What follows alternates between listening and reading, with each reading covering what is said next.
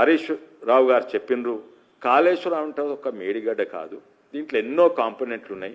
బరాజులు ఉన్నాయి, మూడు బరాజులు ఉన్నాయి, ఎన్నో వందలాది కిలోమీటర్ల కెనాళ్ళు ఉన్నాయి, వందలాది కిలోమీటర్ల టనళ్ళు ఉన్నాయి, రిజర్వాయర్లు ఉన్నాయి, లిఫ్ట్ ఇరిగేషన్ పంపులు ఉన్నాయి, బాహుబలి, ఇవన్నీ కలిసి కాళేశ్వరం కేవలం మేడిగడ్డ కాదు.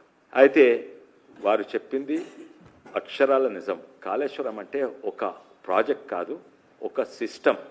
ఒక సిస్టమ్ ఉంటే అందులో వివిధ కాంపోనెంట్స్ ఉంటాయి. వారు చెప్పిన కాంపోనెంట్స్ అని హరీష్ రావు గారు చెప్పిన కాంపోనెంట్స్.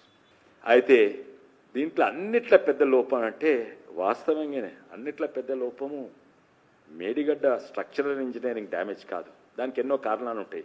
డిజైన్ అని ఉండొచ్చు, లేకుంటే క్వాలిటీ కంట్రోల్ మంచిగా చేయవచ్చు, లేకుంటే హైడ్రాలజీ అది మంచిగా చేయకుండొచ్చు, లేకుంటే జియాలజీ టెస్టింగ్ మంచిగా చేయకూడదు, లేకుంటే ఇంజనీరింగ్ ఎల్ఎన్టీ వాళ్ళు కన్స్ట్రక్షన్ క్వాలిటీ మంచిగా చేయకూడదు. ఈ కారణాలే ఉంటాయి. సరే, మేడిగడ్డ మంచిగా పనిచేసింది అనుకోండి, ఆ పంపులు మునిగిపోలేదనుకోండి, ఆ కొండపోచమ్మ సాగర్ ప్రతి కాంపోనెంట్ ఈ సిస్టంలో ప్రతి కాంపోనెంట్ మంచిగా అయింది అనుకోండి, ప్రతి కాంపోనెంట్ మంచిగా నడుస్తుంటే ఈరోజు తెలంగాణ నాశనం అయిపోతుండే. ఎందుకంటే సిస్టమ్ డిజైన్ తప్పు. ఉదాహరణంగా ఈ బాటిల్కు ఓ బాటిల్ ఉన్నది, మూత ఉన్నది. ఈ మూత మంచిగా ఉన్నది, బాటిల్ మంచిగా ఉంది. కానీ ఈ మూత తీసుకొని ఇక్కడ పెడితే ఇది పనిచేస్తుందా? ఇట్లా తాగుతాయి.